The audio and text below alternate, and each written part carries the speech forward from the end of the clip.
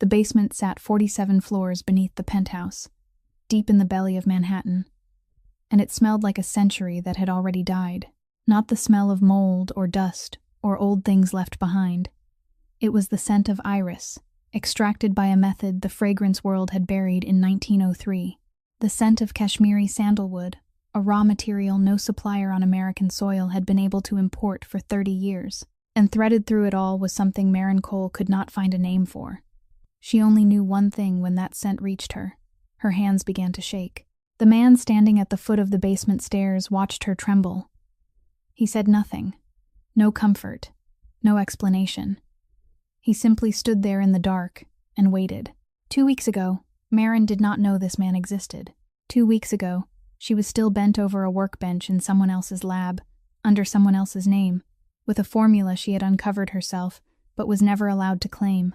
Now she stood here inside the secret fragrance vault of the most powerful Mafia boss on the East Coast, her 10 fingertips stained with century-old essential oils, about to do something no one else in the world could do. But first, she needed to know where it all began. And it began with exactly 6 words. The girl just helps mix ingredients. If this story touched your heart, please like it so more people can hear it. Share it with someone who needs to know that talent doesn't need permission to shine. And subscribe to our channel, because the next stories are even better. 2 weeks earlier, Maren Cole hadn't even known that scent existed. She stood inside the laboratory of Sable Fragrances, on the 3rd floor of an old building in the Flatiron district of Manhattan. For 8 weeks, she had been working with the notebook. 8 weeks bent over the blending table from 6 o'clock in the morning until the hallway lights went dark. 8 weeks decoding every handwritten line blurred by water. 8 weeks of testing and failing and trying again until the scent in the sample bottle matched what some nameless woman had written down more than 100 years before. The brown-covered notebook, its spine stitched with red thread, had been something she bought in a box of old things at a Brooklyn antique market for $12. She bought it because she needed the small glass vials in the box to store ingredients. The notebook had been buried at the bottom, among cleaning rags and old newspapers. She had almost thrown it away. Then she opened it. Then she couldn't sleep for 3 nights straight. Now, 8 weeks later, she was adding the final drop into the test sample bottle. Her left hand held the dropper. Her right hand rested flat on the table, palm turned upward, waiting. She let 1 drop fall onto her wrist. She didn't use a mouillette strip the way most perfumers in the industry did, because paper only told her how a scent behaved in the air, while skin told her how a scent lived on a human body. Skin reacted to heat, to sweat, to the pulse moving underneath. Skin didn't lie. She lifted her wrist to her nose and closed her eyes. The top note rose first, light and sharp. Then the heart note arrived, warmer, rounder, the kind of warmth that belonged to wood polished by hand, not by machine. Then came the bass note. She held her wrist beneath her nose for another 10 seconds. 20 seconds. 30 seconds. The bass note didn't collapse. It didn't turn harsh. It didn't shift into a metallic smell the way it had in the previous 43 attempts. It held. Deep. Full. Exact. She opened her eyes. "All right," she said. Not to anyone. There was no one else in the lab except Juno Park, sitting at the administrative desk near the door, recording ingredient purchases. Juno looked up. She didn't ask what was all right. She looked at Maren's face and understood.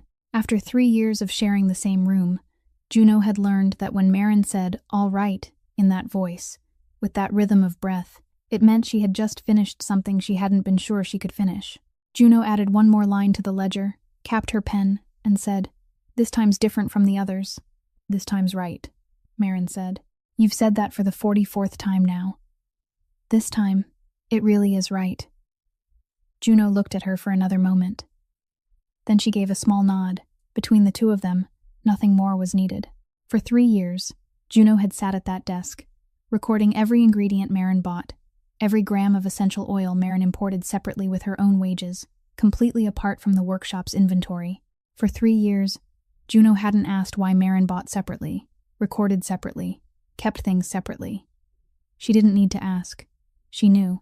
At Sable Fragrances, everything Maren created carried a name, and that name wasn't Maren Cole. That name was Aldrich Sable, the owner of the workshop, 52 years old, the man standing on every perfume bottle, every contract, every interview in the trade magazines. Maren blended. Aldrich signed. That was how the workshop operated. That was how it had always operated. Juno. I've been taking care of myself since I was 18. Juno looked up. Maren didn't look at her. She was looking at the sample bottle on the table, her voice calm, as if she were reading an ingredient label. 9 years. For 9 years, I haven't asked anyone for anything. Not for a job, not for a place to stay, not for a chance. I found things myself, learned things myself, did things myself. She paused. This bottle is the best thing I've ever made. And tomorrow, Aldrich will put it on the table in front of the client and call it a product of the workshop. Juno said nothing. She set her pen down. The sound of the pen touching the desk was very soft in the quiet lab. Maren looked at her. He just called down. The new owner of the building is coming this afternoon to look at the workshop. Aldrich wants the sample displayed. What's his name? Gallagher. I don't know his full name. Only that he bought this building last week. Maren nodded. She placed the sample bottle on the rack, exactly where Aldrich would see it first, when he led the guest inside. Then she turned back to the blending table, wiped her hands with a cloth towel, and waited. She didn't know that in a few hours, the man named Gallagher would walk into this laboratory, smell the sample bottle on the table, and recognize what Aldrich Sable would never recognize. She didn't know that he would look at her hands and see what no one in that room had bothered to see for 3 years. She only knew that the sample bottle on the rack was the best thing she had ever made, and in a few hours, it would carry the name of a man who couldn't tell a heart note from a bass note. Knox Gallagher walked into Sable Fragrances at 3 o'clock in the afternoon, and the first thing he did wasn't look at people. He looked at the room. His eyes moved from the ceiling to the floor, from the windows to the walls, from the shelves of raw materials to the blending table, slow and methodical, the way someone did when he was used to evaluating a space, before evaluating anyone standing inside it. Most real estate buyers would look at walls, look at floors, calculate square footage. Knox looked at the way light fell into the room. He noticed the sample bottle on Maren's workbench, and his nose shifted almost imperceptibly before his steps came to a halt. Aldrich Sable met him at the stairwell in a tailored suit, his voice already arranged, smooth and assured in the way of a man who never doubted his ownership over anything in this building. Aldrich led Knox through the display area, through the packaging room, through the client reception space, talking as he walked about the brand, the vision, 20 years of building a reputation in the boutique fragrance industry. Knox didn't interrupt. He didn't ask questions either. He followed Aldrich with even steps and measured distance. Not too close, not too far. The distance of a man who didn't need to impress but didn't allow anyone to forget he was there. When they reached the lab, Knox stopped at the threshold. Aldrich was still speaking. Knox wasn't listening anymore. He was smelling. The sample bottle on Maren's table was still uncapped. The top note had been drifting lightly into the air of the lab for hours, and now it reached Knox Gallagher's nose in the middle of Aldrich's unfinished sentence, about third-quarter margins. He stilled. Not the stillness of someone surprised, but the stillness of someone who had just heard a language he thought was extinct. He stepped toward Maren's table, picked up the sample bottle, brought it to his nose, drew in a slow, deep breath, eyes closing for half a second, then opened them. Aldrich stopped mid-sentence. He saw Knox holding the sample, and 20 years of instinct immediately began calculating. The client was interested in the product. Good, very good. Our latest fragrance, Aldrich said, his voice sliding into a familiar rhythm, smooth and confident. We've been developing it for 2 months. A proprietary formula based on classical extraction methods. Knox didn't look at Aldrich. He was looking at the bottle. Who made this? He asked. His voice was low and even, neither rising nor falling. The kind of voice that didn't need volume to be heard. Aldrich glanced toward Maren. She stood 3 steps away from the blending table, her hands still carrying traces of essential oil from the morning. She was cleaning tools. She didn't look up. She was listening. She only assists with mixing raw materials, Aldrich said. He didn't lower his voice. He didn't soften it. He didn't glance at Maren to see if she heard. He spoke in a completely ordinary tone, the tone of someone stating something so obvious it didn't require thought, like saying the sky was cloudy or the staircase had 17 steps. The formula belongs to the house. We have our own development team. Maren didn't stop her hands. She continued wiping the dropper with a cloth, steady, precise movements, the precision of someone pouring all her discipline into her hands so the rest of her body wouldn't react. 7 words. She only assists with mixing raw materials. She had heard versions of that sentence many times over the past 3 years. From Aldrich, from clients, from partners, never with cruelty, always in a normal voice. That was the worst part. Knox set the bottle down. Then he looked at Marin, not at her face first. He looked at her hands, at the stains of essential oil that had seeped deep into the lines of her palms, into the edges of her nails, into the strip of skin between her thumb and index finger where she held the dropper every day for 3 years, the kind of stain soap couldn't remove, the kind that only existed on the hands of someone who worked directly with raw materials, day after day, year after year. Someone who only assists doesn't have hands like that, Knox said. He didn't look at Aldrich when he said it. Aldrich opened his mouth. Knox had already turned to Marin. "What is this built on?" he asked. Not a polite question. The question of someone who knew the answer would matter. Marin set the dropper down. She looked at Knox, and for a fraction of a second she weighed silence against speaking. Then she spoke. Iris extracted using cold enfleurage.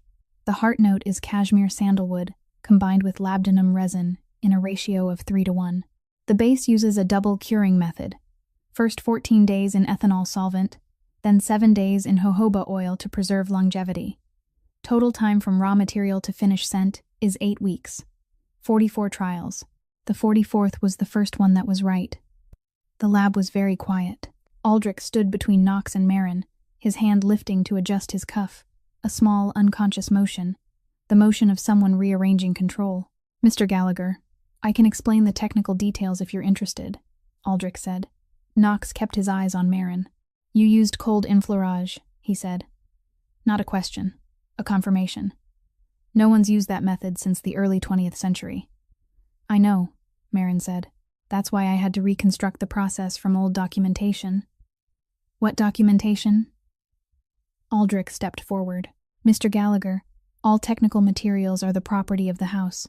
I can provide a full summary if you require it." Knox didn't turn back to Aldrich. He held Marin's gaze for 2 more seconds.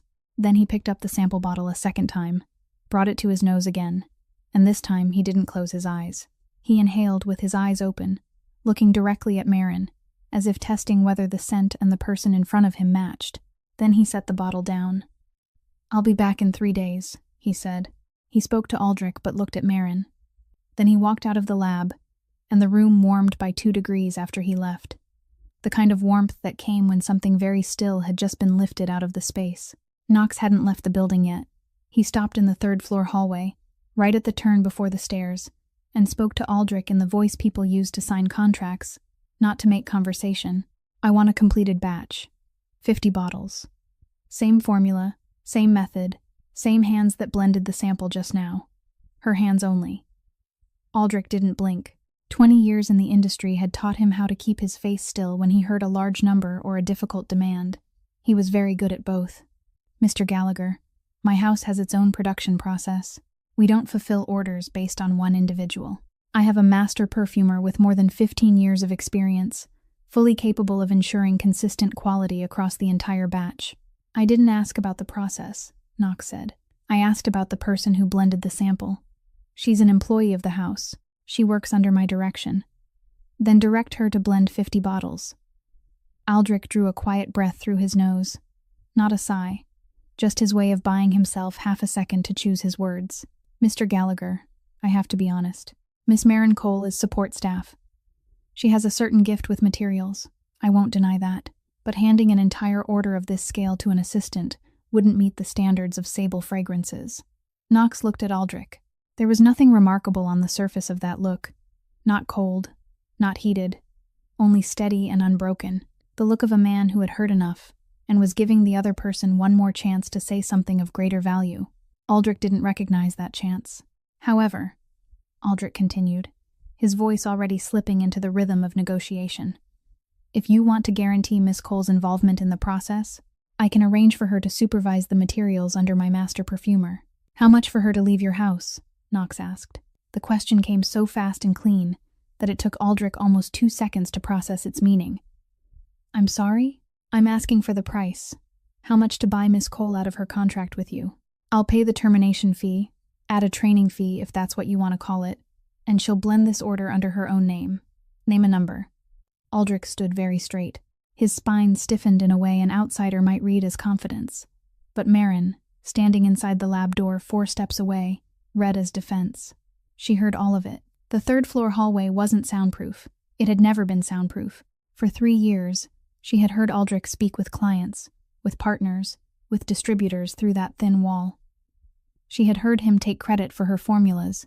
She had heard him call her support team, technical staff, lab assistant. Today, she heard him being asked for her price. She stepped into the hallway. No knock, no permission. She walked out and stood there, her hands still smelling of essential oil, and she spoke in a voice as flat as the table she had just wiped clean. "I'm not merchandise to be bought, Mr. Gallagher." Knox turned to look at her. He didn't seem surprised. There was something else on his face, something closer to recognition. The look of a man hearing confirmation of something he had guessed but hadn't yet known for certain. "No," he said, "you're not. A beat. But your work is worth more than anything this man pays you, and you know that." "I know," Marin said, "but knowing my worth and letting someone else put a price on me are 2 different things." The hallway went very quiet. Aldrich stood between them, and for the first time that afternoon, he said nothing. Not because he had nothing to say, but because he was calculating. Knox looked at Marin for another moment. Then he gave a slight nod, once. A nod that promised nothing but didn't close any doors either. He turned toward Marin's table, lifted the sample bottle from the rack with one hand, precise and unhurried, as if lifting a document he needed to read carefully somewhere else. 3 days, he said. He said it to both of them, but he was looking at Marin. Then he went down the stairs. His steps were even, neither fast nor slow, the steps of a man who knew every door would open when he reached it, so there was no need to hurry. The sound of his footsteps faded on the lower floor. The front door closed, then silence. Aldrich turned to Marin. He didn't shout. He didn't raise his voice.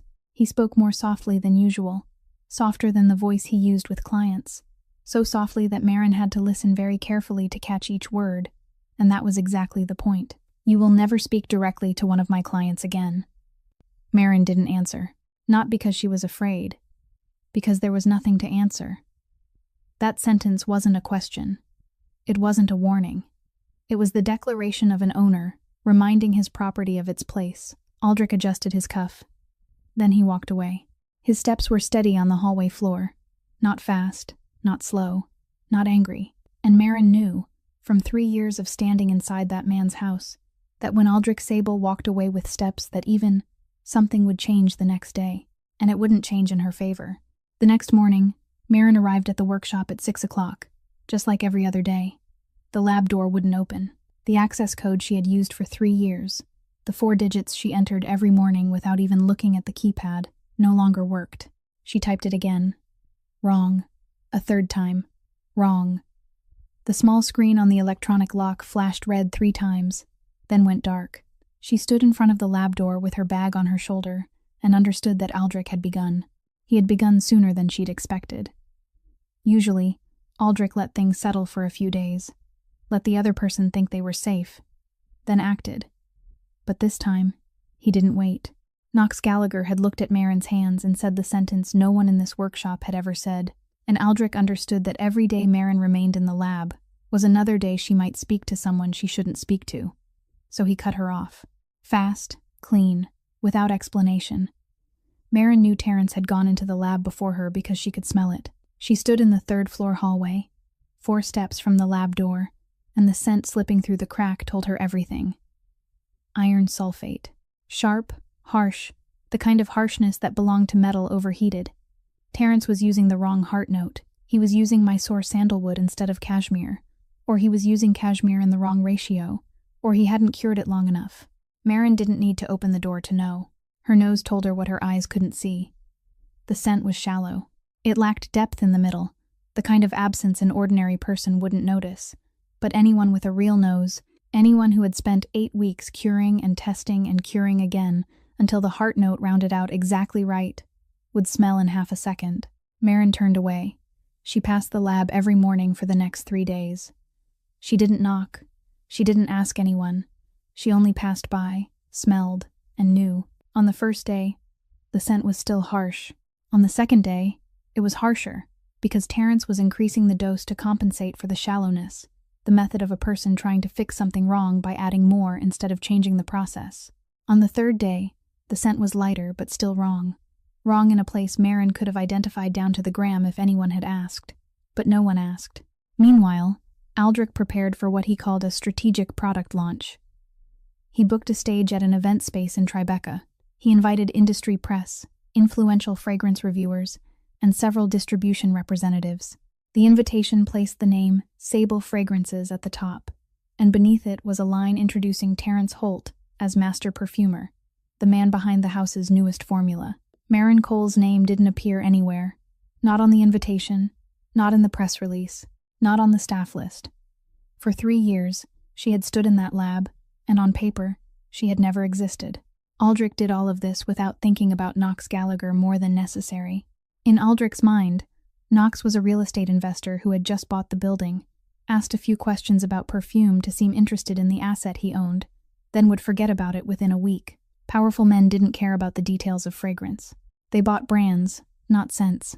Knox would receive the batch, smell it briefly, nod, and write a check. That was how Aldrich's world worked. That was how it had always worked. And that was the greatest mistake Aldrich Sable had ever made. On the evening of the third day, Juno called Marin. The phone rang at 9:45. Marin was sitting in her rented apartment, the desk lamp on, the brown-covered formula notebook open in front of her. She opened it every night and read it again, not because she needed to check the formula, but because the blurred handwriting of some nameless woman from more than 100 years ago made her feel less alone. She answered. Juno didn't say hello. He booked a stage in Tribeca, Juno said. Her voice was dry and flat as accounting paper. Industry press has been invited. The invitation names Terrence Holt as Master Perfumer. Your name doesn't appear anywhere. Marin didn't answer right away. She looked at the notebook on the table, looked at the slanted, faded, patient handwriting on the yellowed page. Then she said, I know. You know, Juno repeated, not surprised. Silence settled over the line. The kind of silence with weight. The kind Marin had learned to read after 3 years of sharing a room with Juno Park. Then Juno spoke, slower, clearer. Each word set down like a number placed into a ledger cell. I still have the ingredient purchase books. 3 years. Not a single line missing. Marin closed her eyes. She didn't say thank you. Between the two of them, that word wasn't needed. She only said, keep them safe. I always do, Juno said. Then she hung up. The launch took place on Thursday night. Marin knew because Juno sent her the livestream link at 6:45, without any message. Just the link. Marin sat on the bed in her rented apartment, her back against the wall, her phone resting on her knees. She tapped the link. The small screen lit up. Aldrich Sable stood at the center of the stage. She wasn't surprised to see that he looked perfect. Aldrich always looked perfect when he stood in front of other people. He spoke about the creative journey, about passion, about returning to classical extraction methods that the modern fragrance industry had abandoned. He pronounced the word enfleurage in flawless French, the kind of pronunciation of someone who had practiced in front of a mirror until it sounded as though he had grown up in grass instead of queens. Marin recognized every sentence, not because Aldrich repeated her words, but because he repeated her ideas. The ideas she had written in the technical reports she submitted to him every week, the ideas she had explained to him in the lab when he asked why the curing took so long and why they couldn't use a cheaper alternative. He took her knowledge, wore it, and presented it as though it had grown from his own mind. Terrence Holt stood beside Aldrich, his hands clasped in front of him. Beneath his name on the screen, the words, Master Perfumer. Terrence didn't speak much. He nodded at the right moments, smiled at the right moments, and when Aldrich introduced him as the man behind the fragrance, Terrence accepted it with the expression of someone who believed he deserved it, or at least believed that standing there was right because his employer had told him to stand there. Marin didn't know what Terrence thought. She didn't care. She cared about one thing only, and it happened in the 23rd minute of the live stream. A fragrance industry reviewer, someone with more than 200,000 followers on social media, was invited onto the stage to smell the sample directly. He took the bottle, sprayed it onto a mouillette strip, lifted it to his nose, waited, smelled again, waited a little longer. The camera zoomed in on his face. Marin saw the moment. The very small moment when the reviewer's eyebrows drew together just slightly. Not enough for a general audience to notice, but enough for anyone in the craft to understand that he was smelling something that wasn't right. Very interesting, the reviewer said, his voice professional, measured. The top note is impressive. There's depth, but the heart is a little harsh. I'm sensing a slight sharpness in the middle that could be softer. And the base, to be honest, lacks the depth that the opening promises. It doesn't hold. Aldrich smiled, the practiced smile, and said something about how fragrance needed time to open on the skin. The reviewer nodded politely. But he didn't smell it again. He set the mouillette strip down and stepped off the stage, and Marin knew that the review he would write that night would be polite, but not good. Polite, but accurate. Polite but clear enough for anyone with a nose to read between the lines. She turned the phone face down on her knees. Her hands gripped the edge of the small table beside the bed. Tight, 10 knuckles whitening, tendons rising beneath the skin. All the force concentrated into her fingertips until she felt the wood press into her palms. She held it there. 5 seconds. 10 seconds. Then she let go. She didn't cry. She didn't throw the phone. She didn't call anyone. She sat still on the bed and looked toward the window of her rented apartment. Watched the streetlight outside cast a long, dull yellow streak across the ceiling. And she thought very clearly, very slowly, very calmly, that for 3 years she had stood inside someone else's lab and created things that man would never be capable of creating. And now she was sitting on her bed watching that man stand on a stage taking credit through a 5-inch phone screen. And the sample wasn't even right.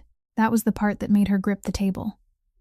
Not that they had taken her formula, but that they had taken it and still couldn't make it correctly. She sat in the dim apartment until the streetlight went out. Then she stood, washed her face with cold water, and went to bed. Or she lay on the bed with her eyes open and called that going to sleep.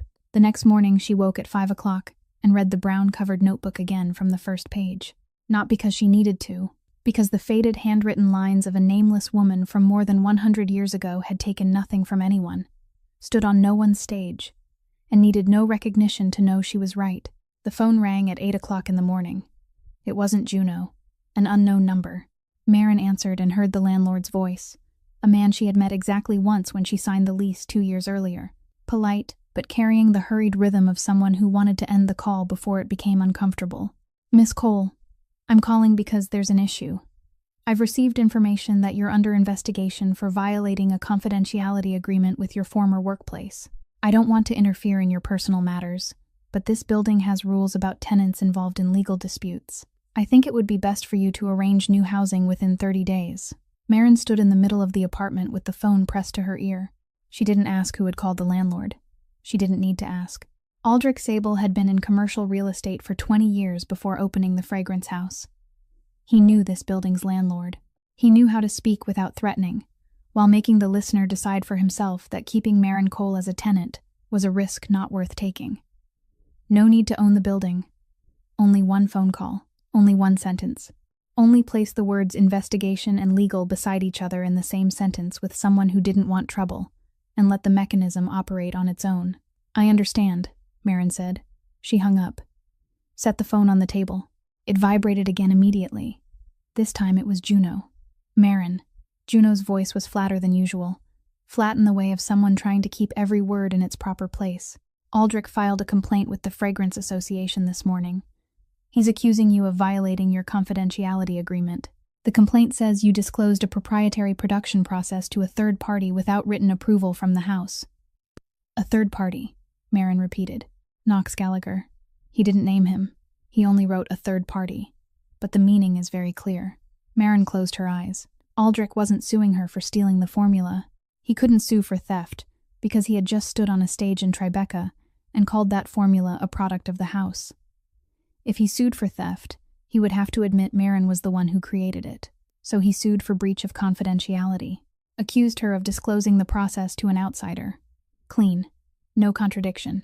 No admission of anything about who had truly stood behind the formula.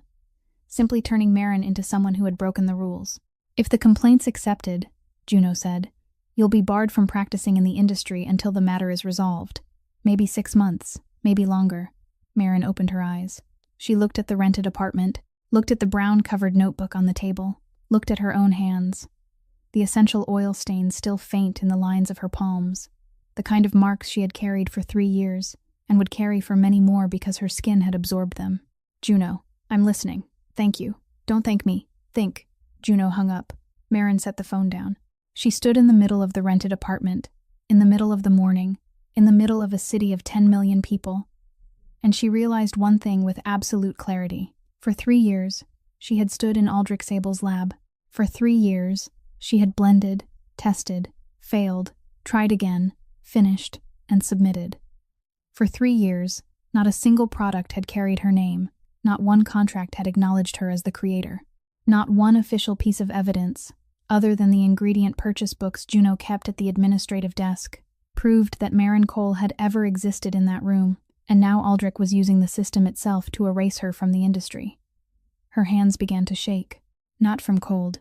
The shaking came from inside, from her chest, spreading down her arms, to her wrists, to the fingers still carrying traces of essential oil. She stood still, didn't grip the table, didn't lean against the wall. She stood in the middle of the room and let the tremor move through her body like a gust of wind passing through an open frame, entering and leaving without being held. She waited. 30 seconds. 1 minute. The shaking eased. Her breathing slowed. Then she bent down. On the table, beside the notebook, was the only sample bottle she had managed to keep, the one she had hidden in her coat pocket the day she was locked out of the lab, the last day she had still stood inside Aldrich Sable's laboratory as someone who belonged in that room. She took a cloth handkerchief from the drawer, wrapped the sample bottle, carefully, 2 layers of fabric, edges folded, placed it in the inner pocket of her coat, close to her chest. The sample bottle first, the notebook next. Personal belongings could come later. She didn't know where she would sleep after 30 days. She didn't know whether she would still be allowed to work after the association processed Aldrich's complaint. She didn't know many things, but she knew the sample bottle in her coat pocket was right. It was still right.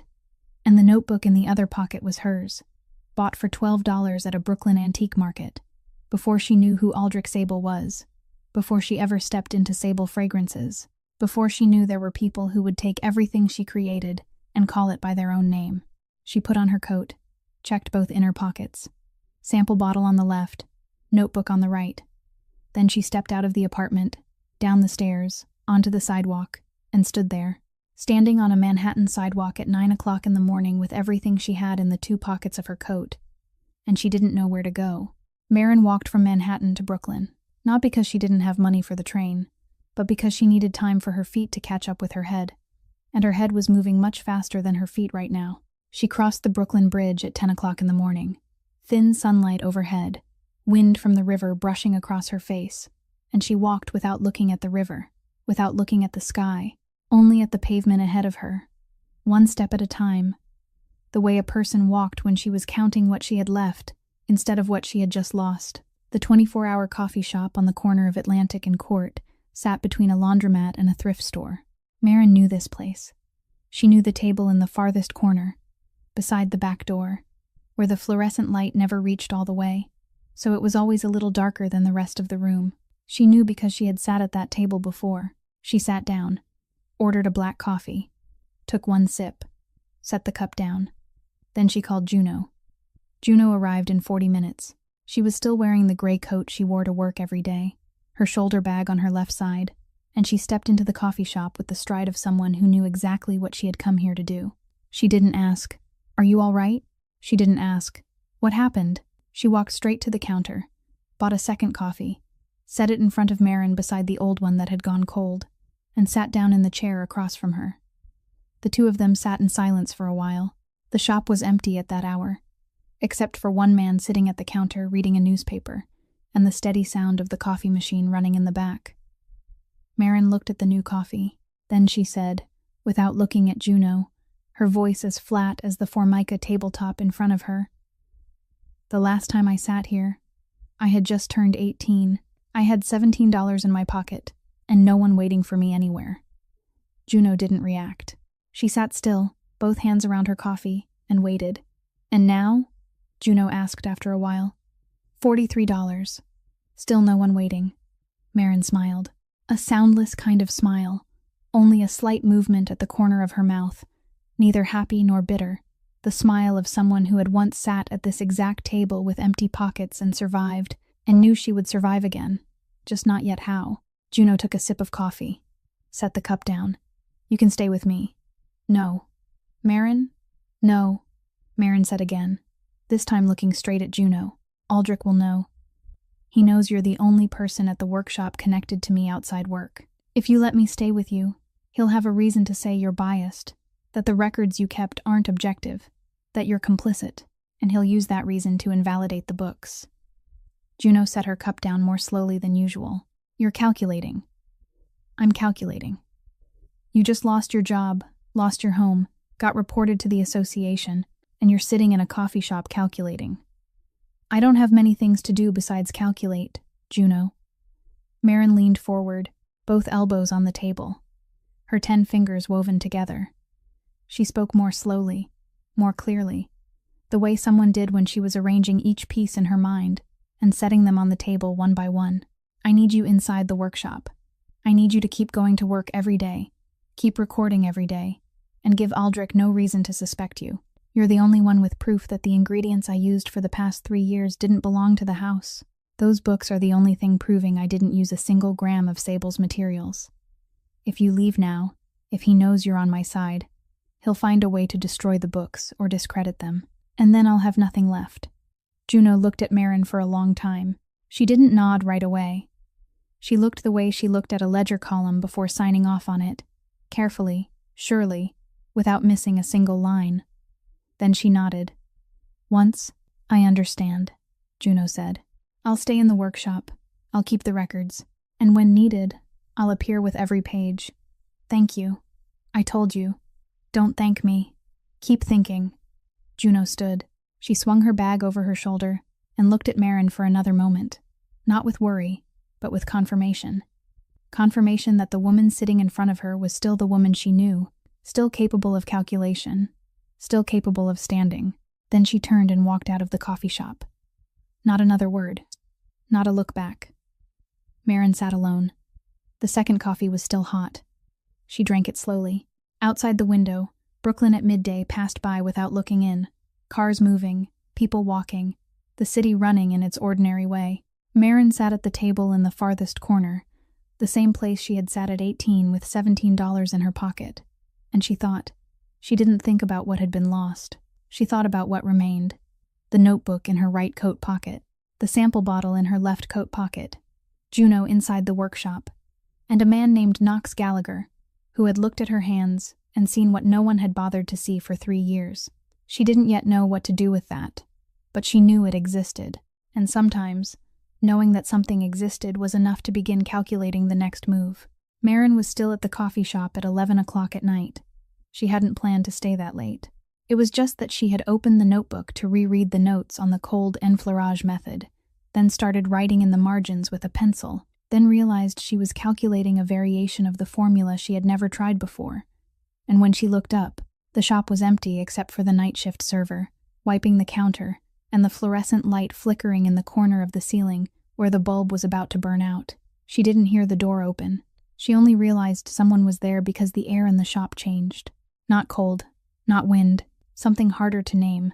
The feeling of someone stepping into a room and the room automatically rearranging itself around their presence, as if the space recognized that the most important person inside it had just changed. Marin looked up. Knox Gallagher stood in the doorway of the 24-hour coffee shop in Brooklyn at 11:15 at night. He wore a dark coat, with no one beside him, no car parked out front that she could see through the glass. And he walked in alone in a way Marin understood at once that this wasn't business. A man like Knox Gallagher didn't come to a cheap coffee shop in Brooklyn near midnight for business. Business sent someone else. Business took place in high-floor offices, through lawyers, through assistants, through all the layers of distance that men in his position built, so they never had to do anything with their own hands, unless they chose to. He had come here himself. What that meant, Marin didn't know yet, but she noted it. Knox pulled out the chair across from Marin and sat down. He didn't ask permission, but he didn't sit as though he owned the chair either. He sat as though he had decided he would sit there before he ever entered the shop, and that decision required no confirmation from anyone. He placed both hands on the table, palms down, fingers straight. Marin looked at his hands. Not rough hands, but not hands that had never done anything either. There were a few small marks along the knuckles, the kind time left behind without explaining. "The sample Sable sent me is completely wrong," Knox said. No greeting, no opening. The first thing he said to her in that Brooklyn coffee shop near midnight was a technical assessment, and Marin understood that this was how he respected her. He didn't check on her. He didn't offer pity. He spoke to her in the language of what she did best. "I know," Marin said. Terrence used the wrong heart note. Harsh in the middle, shallow in the base. He either used cashmere in the wrong ratio or used Mysore instead of cashmere, and he didn't cure it long enough. Knox tilted his head slightly. "Where did you smell it from?" "The hallway. I walked past the lab every morning for 3 days after I was locked out. The scent came through the gap under the door." He looked at her, not with an empty stare, but the way a man looked at an important document, studying every line, every word, weighing whether this document deserved a place on his desk. He tapped the tips of 2 index fingers lightly on the table, slow, even, as if counting a rhythm in his head. "You know Sable filed a complaint with the association?" he asked. "I know." "You know he's trying to bar you from practicing?" "I know." "And you're sitting in a Brooklyn coffee shop at midnight, making notes in a 100-year-old notebook." "I don't have another lab to sit in." Knox stopped tapping his fingers. He leaned back in the chair, set both hands on the armrests, and looked at Marin in a new way, no longer assessing, but closer to deciding, the look of a man who had finished reading the document and was signing his name. "I have a laboratory," he said. "Not in Manhattan, beneath where I live. The materials in it don't exist anywhere else in the world. Some are more than 100 years old. No one has touched them since the person who created them died." Marin didn't react right away. She sat still, the pencil still caught between 2 fingers, the notebook open in front of her, and she listened to every word Knox said with the same attention she gave each drop of essential oil when blending. Nothing missed. No hurry. "I don't give charity," Knox continued. "I don't rescue. I'm offering cooperation. You have something I need. The ability to read formulas no one has been able to read in more than 100 years. I have something you need. Materials and a place to work that Aldrich Sable can't touch." Marin closed the notebook. Slowly, set the pencil down beside the cold coffee. Then she looked directly at Knox, into his eyes, and she spoke in the same voice she had used when she first spoke to him in the 3rd-floor hallway. Flat, unafraid, unhesitating, the voice of someone who knew her worth and didn't discount it. "I need to know who you are before I step into your home." Knox didn't blink. He looked at her for 2 more seconds, and in those 2 seconds, Marin saw something very small move behind his eyes, not hesitation, closer to the calculation between a careful answer and a true one. Then he said, "Come see, then decide for yourself." He stood, placed a bill on the table beside Marin's coffee, enough to pay for both cups and the tip. Exact, no more, no less. Then he walked to the door. He didn't look back. He didn't wait for her to stand and follow. He stepped out into the Brooklyn night and let the coffee shop door close behind him, and Marin sat alone in the chair with the 100-year-old notebook closed and an unanswered offer lying on the table between 2 cold cups of coffee. She sat there for another 5 minutes. Then she stood, slipped the notebook into her coat pocket, and walked out the door. She arrived the following evening. Knox met her at the penthouse building's gate alone. No assistant, no staff, only him in the early Manhattan darkness and the November cold pressed close to the sidewalk. He said nothing as he led her into the private elevator, up to the 47th floor, through a living room Marin didn't look at, because she hadn't come here to see a penthouse. Then down a stone staircase at the back that she had to tilt her body to notice because it was hidden behind a door without a handle. The staircase descended. The air changed after the 5th step. Cooler. Still. Scented. Not the smell of a cellar. Not dampness or concrete or pipes. It was a scent Marin Cole couldn't find a name for. A scent that made both her hands begin to tremble when it reached her nose at the foot of the stairs, and Knox stood behind her, watching her shake without saying a word. She had already told that part. The part she hadn't told was what happened after the trembling stopped. Marin stepped into the cellar. Low ceiling, stone walls, a single lamp hanging in the far corner casting pale yellow light over 2 rows of wooden shelves running along the walls. She didn't look at the whole room. She looked at the shelf. She walked to the row on the left and stopped at the first jar. Brown glass, wax-sealed lid, and on the label was handwriting. She knew that handwriting. She had read it every night for 8 weeks. She had decoded every slanted stroke, every blurred letter, every water-damaged number on the yellowed pages of the brown-covered notebook with the red-stitched spine. The handwriting on the jar and the handwriting in the notebook were the same. Her throat tightened. She didn't turn to look at Knox. She stood in front of the shelf, the fingers of her left hand touching the edge of the jar's label lightly, and she felt the rough paper beneath her fingertip, old and thin and real. "Margot Delacroix," Knox said behind her. His voice echoed softly in the stone cellar, low and even, unhurried. "My family began sponsoring her in 1847. She was the finest perfumer of her time, perhaps the finest who ever lived." He paused. She didn't share her formulas with anyone, not even the people who paid her. She delivered only the finished product. The formulas she kept for herself, in her own notebook. Marin drew her hand back from the jar's label. She moved along the shelf slowly, reading each label with her eyes without touching. The handwriting was the same on every jar. The same hand. The same way of writing a capital M with a long curve at the base.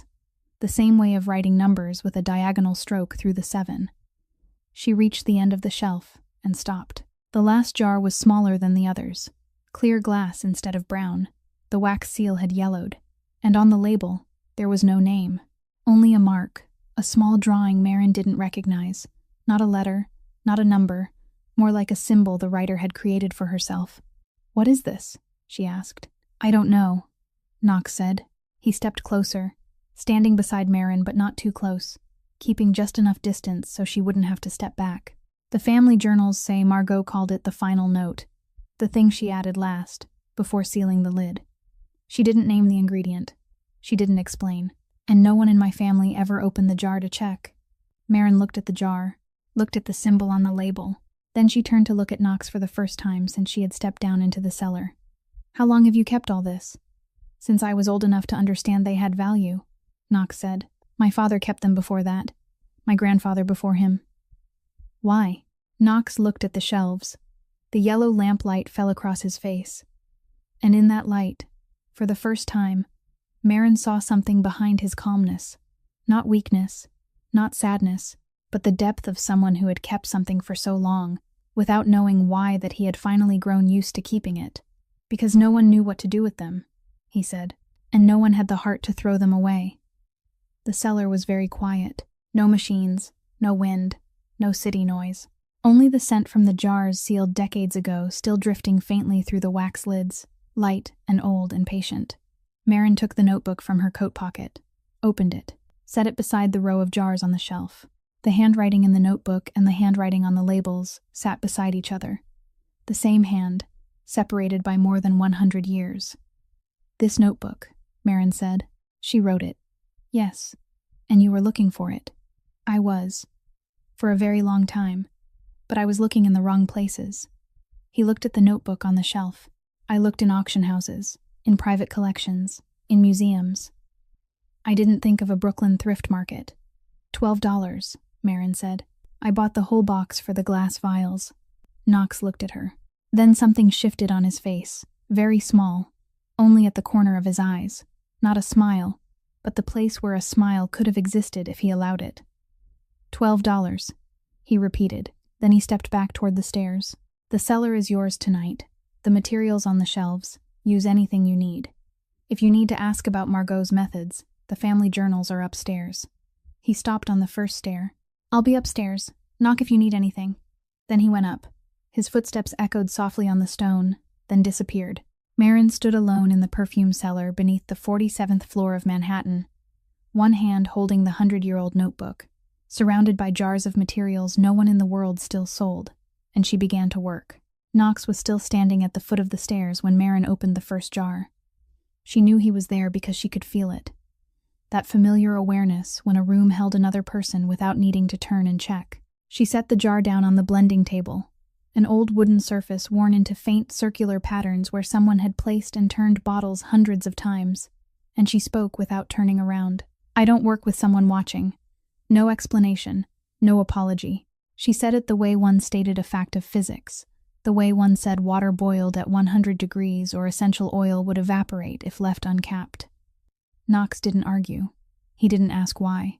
Marin heard his steps on the stone staircase, even and light, rising one by one until they disappeared above. The door closed. The cellar belonged to her.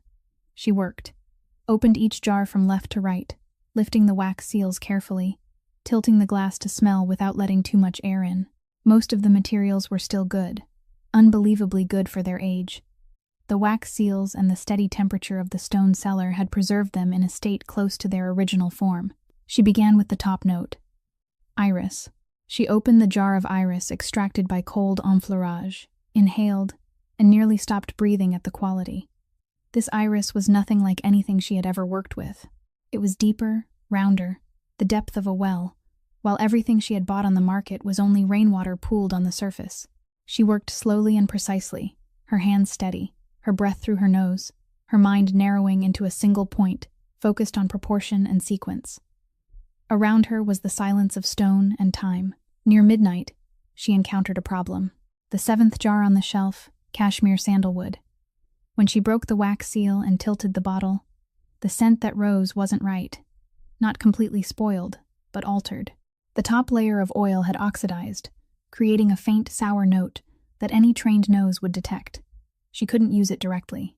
If she did, that sourness would seep into the heart and ruin the entire structure. The same mistake Terrence had made at Sable. But here it would be subtler and far more difficult to correct. She needed to know how Margot had preserved this jar.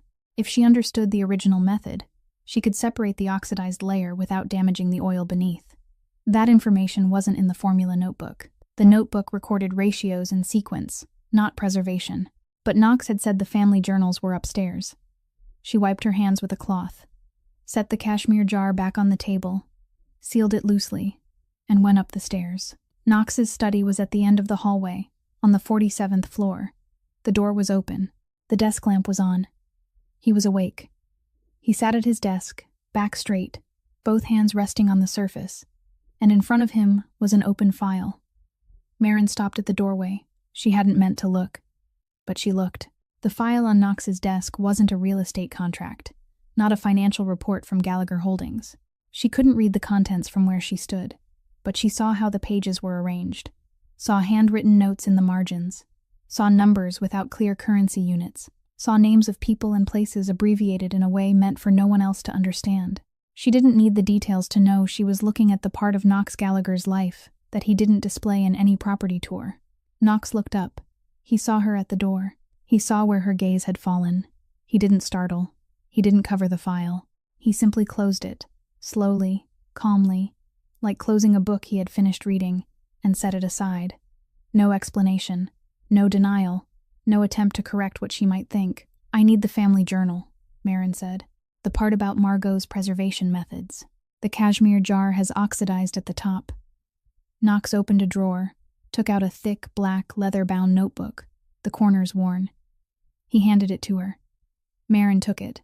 They looked at each other across the desk, between the light of the lamp, between a file that had been closed and a journal just opened, and neither of them spoke about what she had seen. She turned and went back down to the cellar.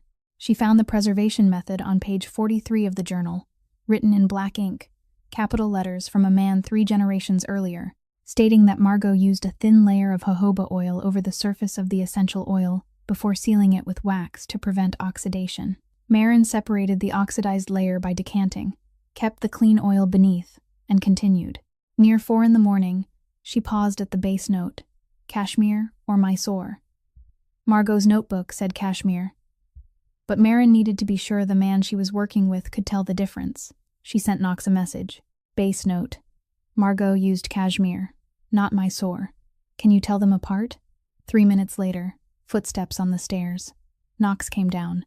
He walked to the blending table, where Marin had prepared 2 mouillette strips, each dipped in a sample, placed apart on the surface. He picked up the left strip, smelled, set it down, picked up the right, smelled, set it down. The left is Mysore, he said. The base is shallower, slightly sweet, fades quickly. The right is Cashmere, deeper. There's a raw wood note at the end. Correct. Both points. Marin looked at him, and she understood that Knox Gallagher wasn't just a collector of old perfume. He had a nose, a real one, the kind the industry called a gift and Marin called useful. From that moment, he stayed in the cellar. Not because she asked him to, but because he had proven his presence wasn't for watching. It was to contribute. They worked through the rest of the night, Marin blending, Knox reading the family journal and answering when she asked. Near 5 a.m, as Marin finished the third note, Knox spoke, his eyes still on the open journal. "There's something you should know about me before morning." Marin paused.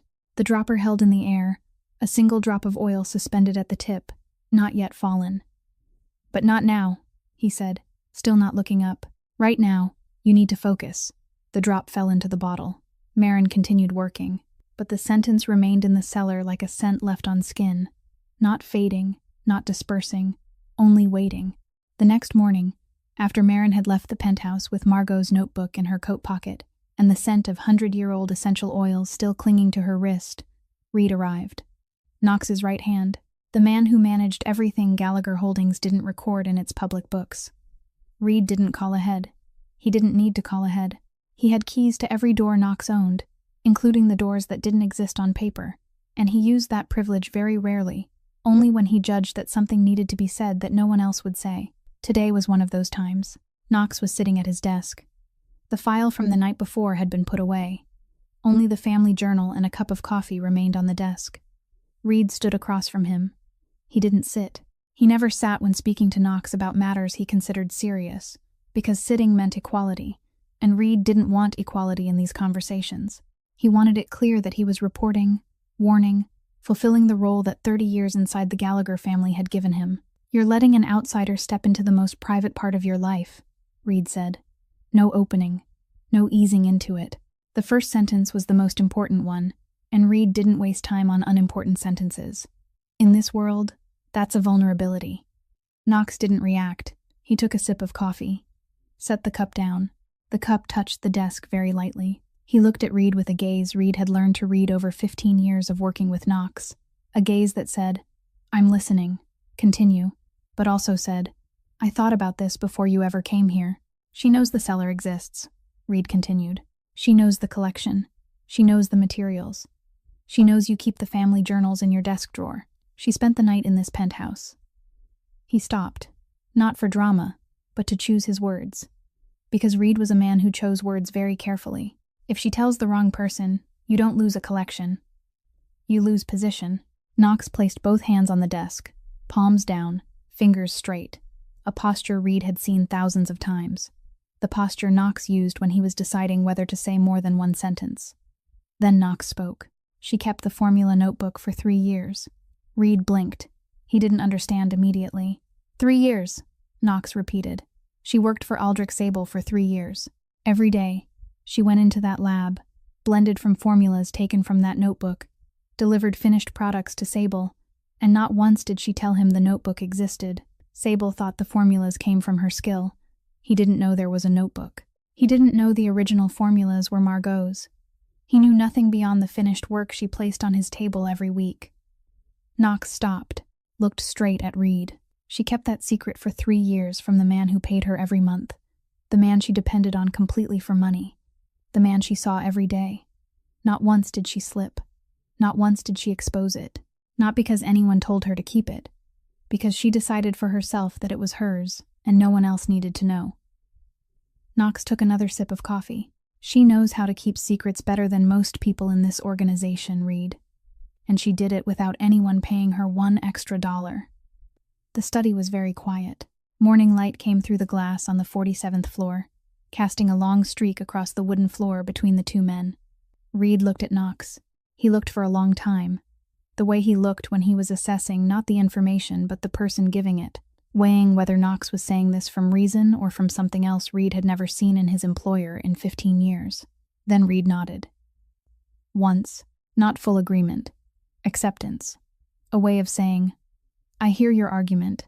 I'm not fully at ease, but I trust your decision enough not to challenge it further." He turned and walked to the door, stopped at the threshold, didn't turn back. "If I'm wrong about her," Reed said, "then it's fine. But if you're wrong about her, I won't be the one who pays the price." Then he left. Knox sat alone. He looked at the family journal on the desk, the black leather-bound notebook he had handed to Maren Cole the night before without hesitation, and he thought about what Reed hadn't said, but they both understood.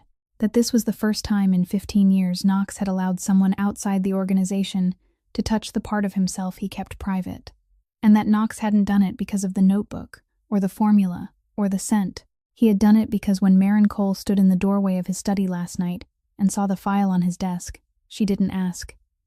She didn't show fear. She took the journal, turned away, and went back down to the cellar to work. And that was the thing Knox Gallagher, a man used to everyone either fearing him or wanting something from him, didn't know what to do with. 3 days after the night in the cellar, Maren returned to her old apartment to collect her things.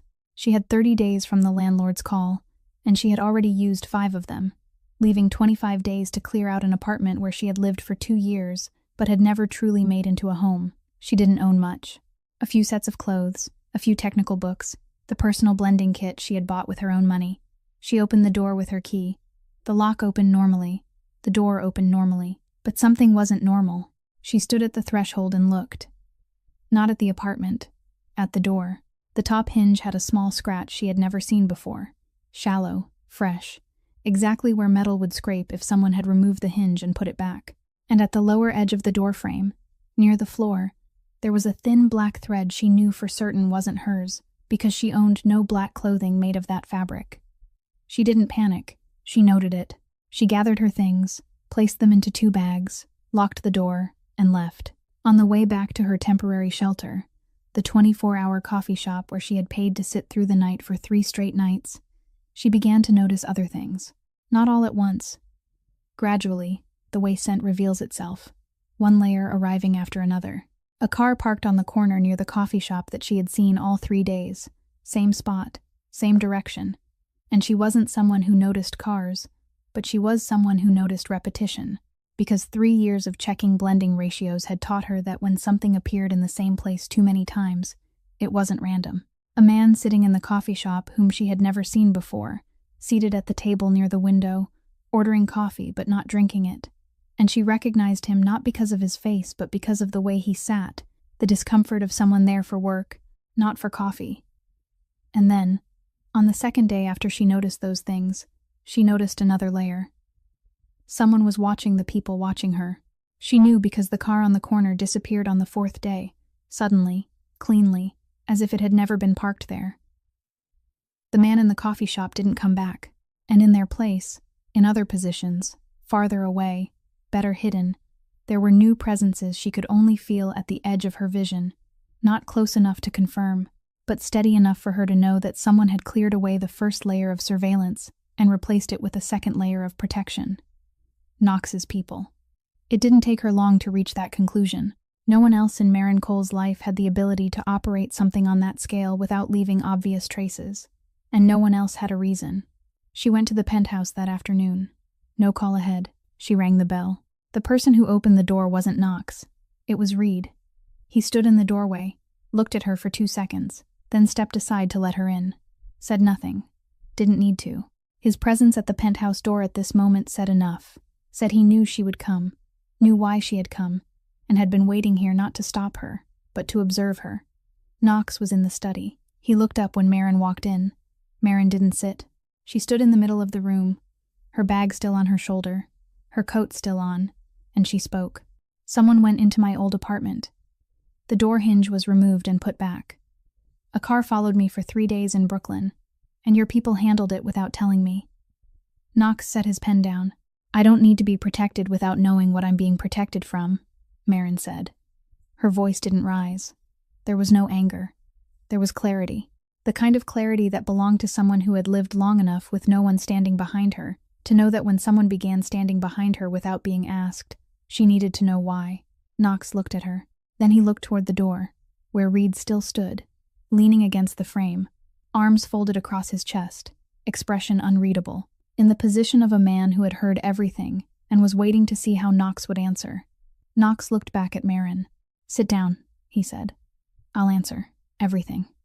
Maren looked at him for 3 seconds. Then she pulled out a chair and sat down. Knox didn't begin at the beginning. He began in the middle, because men like Knox Gallagher didn't tell stories in chronological order. They told them in the order of importance. Gallagher Holdings is the front, he said. His voice was low, even, neither rising nor falling. The voice Marin had heard enough times to know this was the voice he used when every word had been weighed before it was spoken. Real estate, luxury brands, legal investments, all of it is real. All of it makes money, and all of it serves one purpose, which is moving cash flow from operations that don't appear on any tax report into clean numbers in bank records. Marin sat still, both hands on her lap, back straight, eyes fixed on Knox. She didn't nod, didn't shake her head, didn't react. She listened. The Gallagher family has operated outside the law for 3 generations, Knox continued. My grandfather started at the New York docks, controlling goods moving in and out. My father expanded into rare materials, things the legitimate market couldn't supply enough of, or couldn't supply at all. I took over and built Gallagher Holdings into the legal front, but behind it is still the same system. I control most of the underground commerce along the East Coast. Rare materials, goods that don't pass through customs, and agreements no one takes to court. He stopped, not for drama, to give Marin time to process. The perfume collection is my most private secret, he said, and his voice changed on that sentence, half a shade softer, the kind of softness Marin might almost have missed if she weren't someone who had spent 3 years telling apart 2 samples of essential oil, separated by 1/10 of a gram. No one in this world knows, no partners, no rivals, no one in the organization, except Reed. That cellar, those jars of materials, those family journals, all of it exists in the part of my life I don't allow anyone to touch. He looked at Marin. Until last week. The study was very quiet. Afternoon light slanted through the glass and crossed the wooden floor, dividing the room into 2 halves, one bright, one dark, and Knox sat on the line between them, and Marin thought that was probably the most accurate position for describing this man. I'm not saying this so you'll sympathize, Knox said. I don't need you to understand my reasons. I don't need you to accept them. I'm saying it so you have enough information to decide. If you want to stay, you stay. If you want to go, you go. Both choices are open. Then he stopped, and he waited. He waited in a way Marin had never seen anyone wait. Not waiting for an answer, waiting for judgment. The kind of waiting that belonged to a man who had placed everything on the table and knew that what came next might be refusal. And he was used to every kind of refusal in the world except this one. Refusal from someone he couldn't buy, couldn't command, couldn't control with any tool 3 generations of his family had given him. Marin was silent for a long time. She looked at Knox, looked at his hands resting on the desk, looked at the family journal beside the coffee cup, looked toward the office door, where Reed had still been standing when she entered but had now gone. Silently, no one knowing when, leaving behind an empty space in the frame that Marin noticed, because she was used to noticing absence. Then she spoke. Slowly, clearly.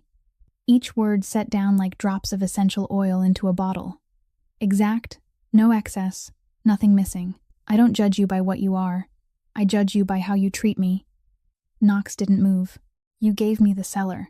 You gave me the materials. You handed me the journal when I needed it without asking why. You sat in the cellar all night and answered my questions about cashmere sandalwood without once demanding anything in return. She stopped. One beat. A beat the whole room held. I'm here for the work, not for patronage, not for protection. That boundary doesn't change. If there's ever a moment when that boundary is erased, I'll leave, and you won't stop me. Knox looked at her. He didn't nod, didn't say he understood, didn't confirm it with any words at all. He only looked, and on his face was an expression Marin didn't have the exact word for. The closest she could describe it was the expression of a man used to being refused everything except power. And for the first time in his life, meeting someone who looked straight at that power and said, "It isn't your power I need. It's the blending table and the materials. Keep the rest for yourself." Then Knox spoke, his voice lighter than any time before, so quiet Marin had to listen to hear it. "The people near the coffee shop won't come back. You don't need to know more." Marin looked at him. She understood what that sentence meant. She understood that you don't need to know more wasn't because Knox looked down on her, but because there were parts of his life where knowing about them was a burden, and he was choosing not to place that burden on her. She didn't ask further. "I'll go down to the cellar," she said. "There's a batch that needs finishing." She stood, pushed the chair back in, walked to the door, stopped in the frame, exactly where Reed had stood earlier. Knox. He looked up. It was the first time she had called him by his name. Thank you for telling me the truth. Then she went down to the cellar, and Knox Gallagher sat alone in the study on the 47th floor, looking at the chair Marin had just occupied, and realized that for the first time in many years, someone had thanked him not for the power he offered, but for the truth he hadn't hidden. On the final night in the cellar, Marin began working at 9 o'clock in the evening. She didn't turn on the main light. She used only the hanging lamp in the corner of the shelf, its pale yellow glow just enough to read the labels and see the color of the oil in the dropper. She didn't need more than that. Most of her work relied on her nose, not her eyes. She started again from the beginning. The top note. Iris. She had blended this part twice in the previous nights, but tonight she did it again because she wanted the entire bottle to be created in a single flow, from the first drop to the last, unbroken, undivided, the way Margot had done it, according to the notebook. One breath, one night, one hand, from start to finish. The heart note. Cashmere sandalwood, the oxidized layer already removed. Labdanum resin in a 3-to-1 ratio, briefly cured in ethanol, then transferred into jojoba oil, using the method she had found in the family journal. Her hands were steady, her breathing slow. The cellar was so quiet she could hear the oil touching the inside of the glass, a sound as small as rain falling onto still water. Then, the base. She paused at the last jar on the shelf. Small, clear glass, yellowed wax seal, a nameless mark. Margot's final note. The thing Knox said he didn't know, but Marin knew. She had known since the second night in the cellar, when she opened the jar and smelled it, and the scent reached her with the precision of a memory she didn't own but recognized. Ambergris. She knew the scent of ambergris. She knew it because she had read about it in Margot's notebook, not by name, but by description. A slanted line written on the last page, half blurred by water, the thing the sea returns after 100 years. Margot hadn't written the name because in her time, everyone knew what ambergris was. Everyone knew its scent, its place in a formula, the way it anchored the entire structure and held the base against the skin for hours instead of letting it vanish in the first minutes. It had been common enough not to need naming, like water in a recipe. But 100 years later, when natural ambergris had almost disappeared from the market and only synthetic versions remained, easily distinguished by any trained nose, the small unlabeled jar in Knox Gallagher's cellar had become the rarest thing on the shelf. She opened it, tilted it, drew exactly the amount she needed with the dropper, precise to the last drop. Let it fall into the bottle. Sealed it. Finished. She set the bottle on the table, set the dropper down, wiped her hands with a cloth. Then she stood in front of the blending table, looking at the finished perfume resting on the worn wood beneath the yellow light, and she did nothing. She just stood there. Somewhere above, there were quiet footsteps on the stone stairs. Knox came down. He stopped at the last step. He didn't look at the bottle first. He smelled. Marin saw the slight movement of his nose, the way he inhaled slowly and deeply, the way he stood still on the step without moving closer, because he was letting the scent come to him instead of going to it. Then he opened his eyes. The final note, he said. You figured out what it is. Ambergris, Marin said. The unlabeled jar. Margot didn't write the name because in her time, everyone knew. It didn't need to be written. Knox stepped to the table, looked at the bottle, looked at Marin's hands, clean but still carrying the scent, always carrying it. The scent of century-old materials absorbed into the lines of her skin where no solvent could remove it. Marin placed a drop from the bottle onto her wrist. Slow, precise, brought her wrist to her nose. Inhaled. The top, the heart, the base, the final note. Everything was there. Everything correct. Everything fitting together like pieces of something taken apart more than 100 years ago, and now reassembled by the hands of a 27-year-old woman standing in a stone cellar beneath Manhattan. Her hands didn't tremble. She noticed it without emotion. The first time she had held a dropper in this cellar, her hands had shaken. Now they didn't. Not because she was no longer afraid, because she was finished. This is the first time in my life I've completed something no one can take away, she said. She wasn't speaking to Knox. She was speaking to the cellar, to the shelves of materials, to Margot's handwriting on the labels, to the brown notebook in her coat pocket. to the nameless woman who had written those lines more than 100 years ago, without knowing that one day a girl who grew up on her own in Brooklyn would buy her notebook for $12 and finish what she had begun. Knox turned his face away, only for a second, then back again. Marin noticed. She said nothing. There were things that, once spoken, became smaller, and she left it where it belonged. Between them, in a cellar that carried the scent of a century long gone, and a bottle of perfume that had just come back to life. The Fragrance Association's meeting room was on the 6th floor of an old building on Murray Hill. Dark wood walls, a long rectangular table, 7 leather chairs for the council and 4 plain chairs for the involved parties. Neutral ground. Not Aldrich's workshop. Not Knox's penthouse. Just a room with a long table and the truth about to be said upon it. Aldrich Sable arrived 15 minutes early. He sat on the left side of the table, back straight, cuffs adjusted, the expression of a man confident in the system, because he had spent 20 years understanding how it worked, and another 2 weeks securing the support of a few council members. He brought a case file, copies of the confidentiality agreement Marin had signed 3 years earlier, and Terence Holt sat beside him as a technical witness. Marin arrived on time. She wore the coat she wore every day, the inner left pocket still slightly heavy with the sample bottle, the right pocket still weighted by the brown notebook. She sat across from Aldrich. She looked at him and he looked at her, and between them was the long wooden table and 3 years. Knox sat at the end of the room, a chair against the wall, away from the table. He didn't sit with the involved parties. He sat as an observer, back against the chair, hands resting on the armrests, and he said nothing as everyone took their places.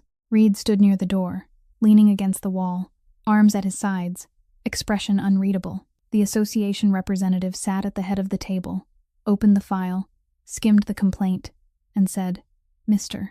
Sable has filed a complaint accusing Miss Cole of violating a confidentiality agreement by disclosing production processes to a third party. Miss Cole, do you have a response?" Marin didn't answer with words. She opened her coat, took out the sample bottle she had kept from the day she was locked out of the lab, the one she had wrapped in cloth and placed in her pocket before anything else, the one she had carried across the Brooklyn Bridge, through the 24-hour coffee shop, through the cellar beneath the 47th floor penthouse. And now she set it on the wooden table. Then she took a second bottle from her bag, the one she had created in Knox's cellar, the complete one, the one with ambergris. She set it beside the first, 2 bottles on the table, side by side. "The bottle on the left is the sample I created at Sable 8 weeks ago," Marin said, her voice even, clear, the voice of someone who didn't need to persuade, only to present truth and let it speak. "The bottle on the right is the sample I created last week, using materials not belonging to Sable, in a laboratory not belonging to Sable." She looked around the table, looked at the council, looked at Aldrich. "And this is the bottle Mr. Sable introduced at the launch in Tribeca, under the name of Mr. Terence Holt." She placed the third bottle on the table, the one Juno had brought her that morning, taken from the launch, the same sample the reviewer had smelled and described as slightly harsh in the heart and lacking depth in the base. "Please smell," Marin said. The council complied. One by one, each person, 3 bottles, in order. No one spoke during the process, but Marin watched their faces and she saw the moment when their noses reached Terence's bottle and their brows tightened, just slightly, enough for anyone in the field to recognize.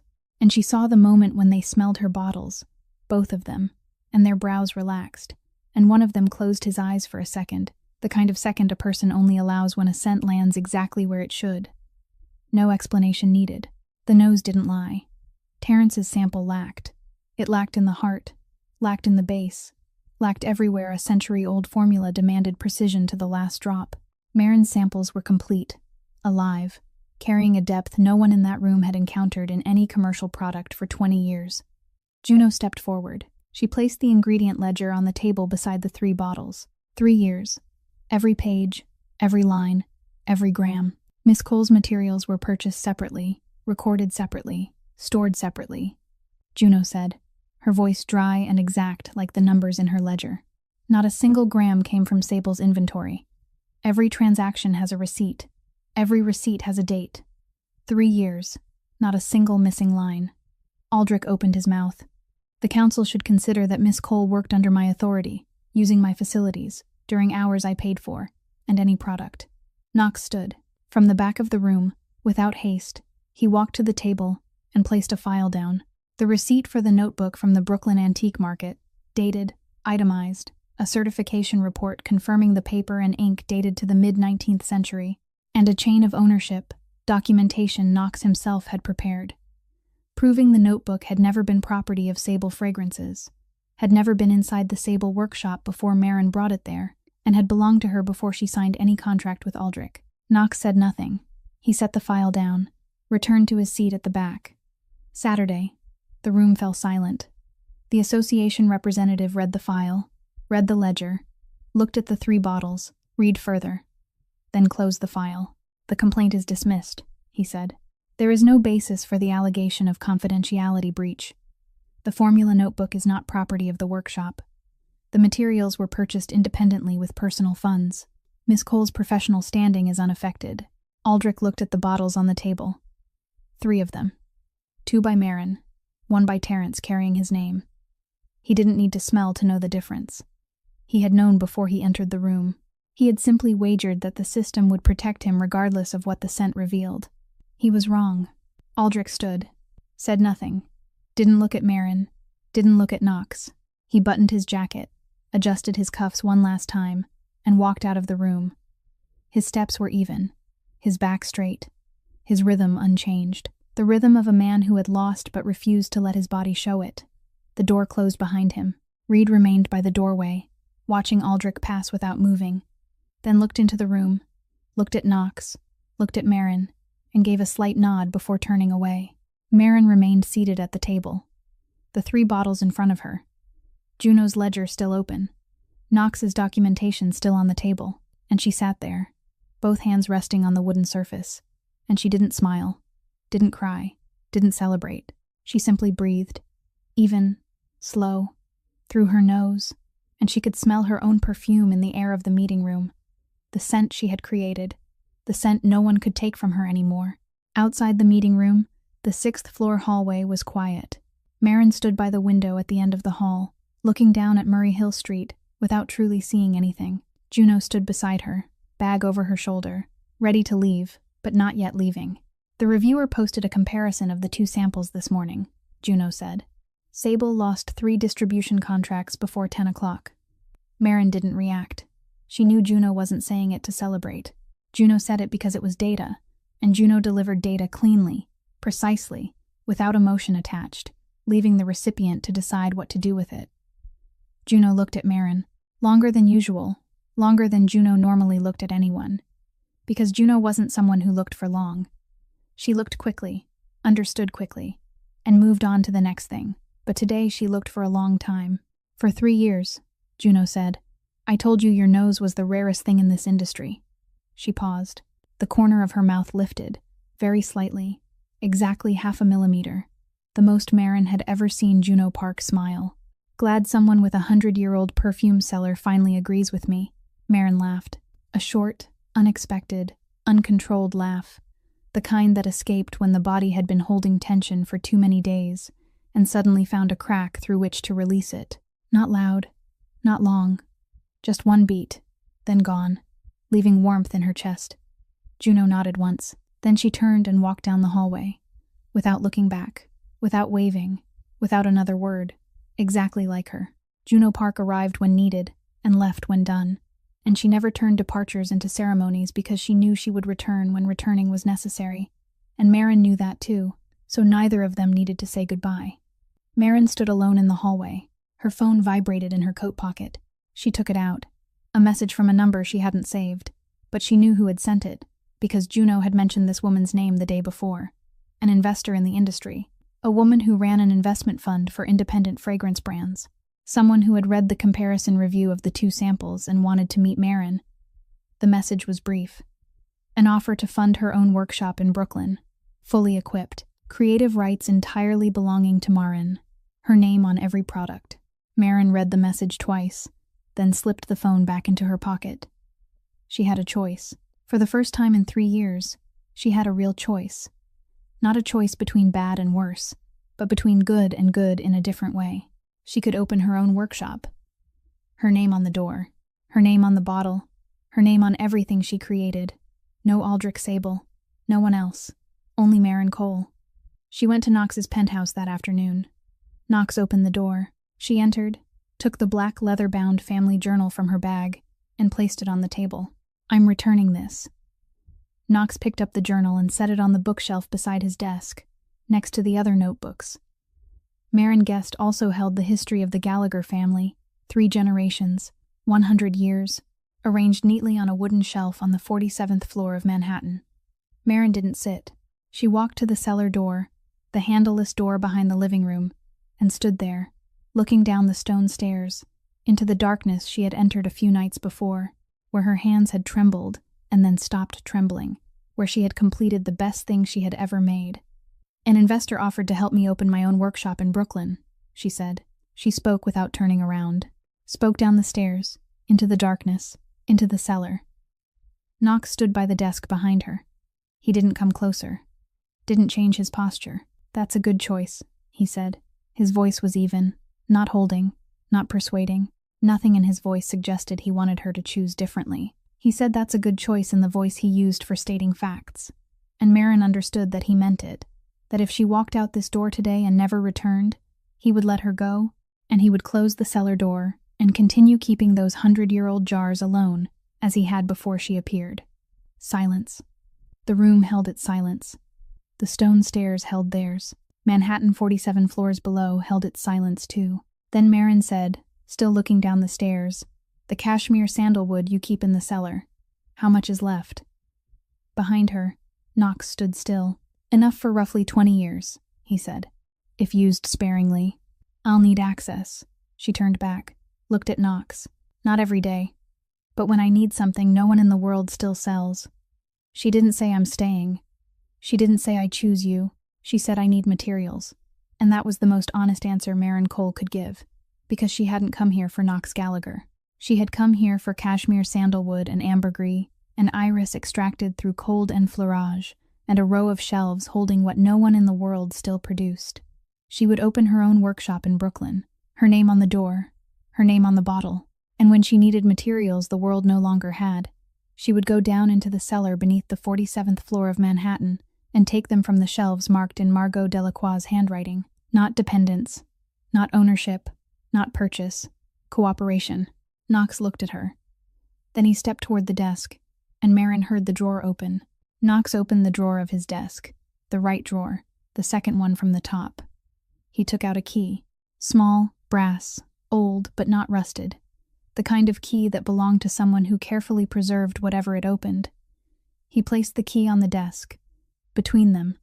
He didn't hand it directly to her, didn't push it toward Maren. He only set it down, exactly halfway between his hand and hers, and left it there.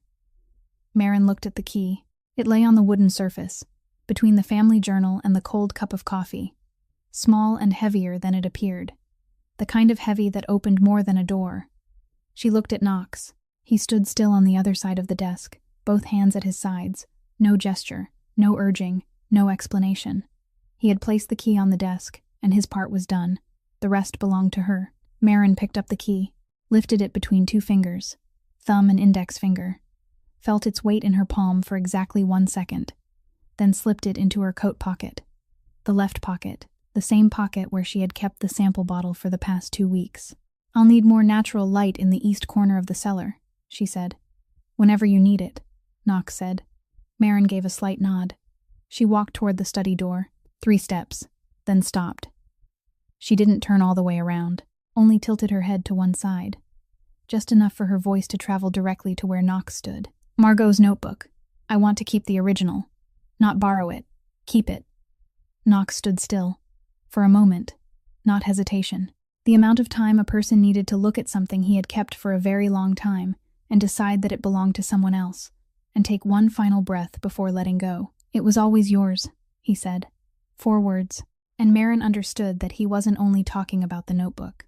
Or perhaps he was talking about the notebook, but also about something larger than the notebook, something they both knew and neither of them named because naming it would change it, and both of them wanted it to remain where it was, between the jars of 100-year-old oils and the slanted handwriting on the labels and the scent of a century that had already passed. Maren nodded once. She put on her coat, checked the left pocket, the key resting beside the sample bottle, checked the right pocket, the brown-covered notebook with the red stitched spine resting in its place, the same place it had occupied since the day she bought it at a Brooklyn antique market for $12. Then she stepped outside. Manhattan morning was cold. Wind from the Hudson River swept through the street, gray and sharp, the kind of November cold she knew well, because she had lived through enough winters in this city to understand that cold didn't kill anyone, it only reminded people they were still alive. The scent of cashmere sandalwood still lingered on her sleeve. Light, warm, the kind of scent that clung to fabric and stayed longer than people expected, longer than even the one who made it, longer than 100 years. She walked toward the subway, toward Brooklyn, toward the workshop she would open herself, where her name would be on the door, her name would be on the bottle, her name would be on everything she created from now until the day she could no longer create. Behind her, on the 47th floor of Manhattan, Knox Gallagher sat at his desk. The right drawer was still open. The place where the key had rested was now empty. On the desk, beside the business files, beside the family journal, was a blueprint. A natural lighting system for the east corner of the cellar. 2 small windows, UV-filtered glass to protect the materials, steel frames, installation in 3 days.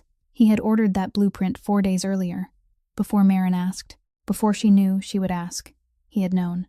Because he had watched her work in the cellar under yellow light and seen her tilt bottles toward the light to check the color of the oil, and he had understood that a person who worked with eyes and nose would need real light to see truthfully, and he had ordered the blueprint because it was the only thing he could give that she would accept. Not money, not power, not protection. Light. Light for the east corner of the cellar, where Marin Cole would stand and blend and create things this world had forgotten, and remember them back into being. The room was very quiet, only the sound of Knox lifting his pen and beginning to write on the blueprint. Notes for the construction team, installation date, frame dimensions, type of glass. The sound of pen against paper was very small in the room on the 47th floor of Manhattan. And that was the final sound before this story ended. If this story touched your heart, please like it so more people can hear it. Share it with someone who needs to know that talent doesn't need permission to shine. And subscribe to our channel so you won't miss the next stories. How did this story make you feel? Please leave a comment so we can hear the feelings from deep within your heart. We treasure every one of your shares.